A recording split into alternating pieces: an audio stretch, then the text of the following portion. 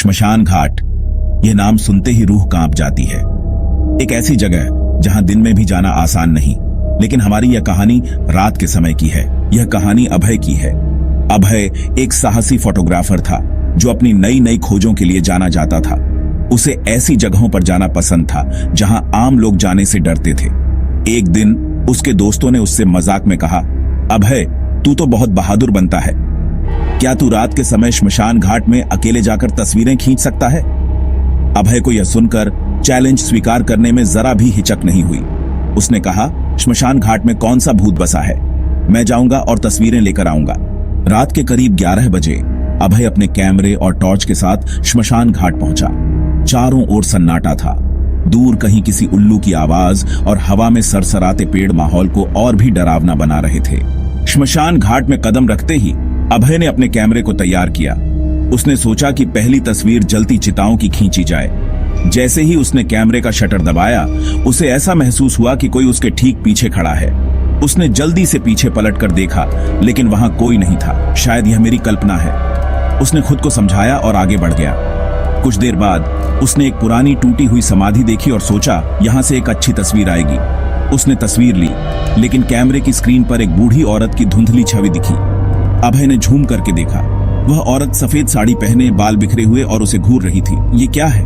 यहाँ तो कोई नहीं है। तभी उसे पास से किसी के रोने की धीमी आवाज सुनाई दी। उसने इधर उधर देखा, लेकिन कोई नहीं था। आवाज बढ़ती जा रही थी। वह आवाज की दिशा में धीरे धीरे बढ़ा। श्मशान घाट के एक कोने में उसने देखा कि एक औरत सफेद साड़ी में बैठी हुई थी। उसके बाल बिखरे हुए थे और वह जमीन पर सिर झुकाए रो रही थी। भागते हुए अभय ने महसूस किया कि चारों ओर से अजीब आवाजें आने लगीं। उसने देखा कि जलती हुई चिताओं में से काले धुएं की आकृतियां उठने लगी थीं।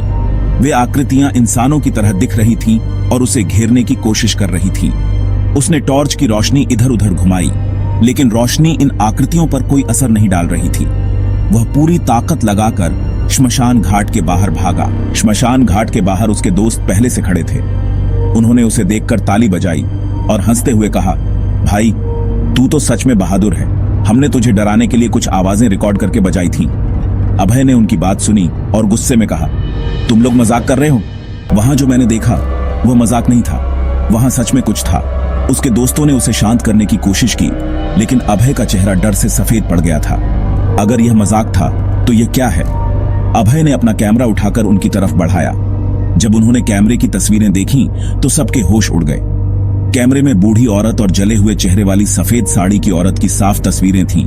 तभी अभय के दोस्त में से एक ने कहा, यह कैसे हो सकता है?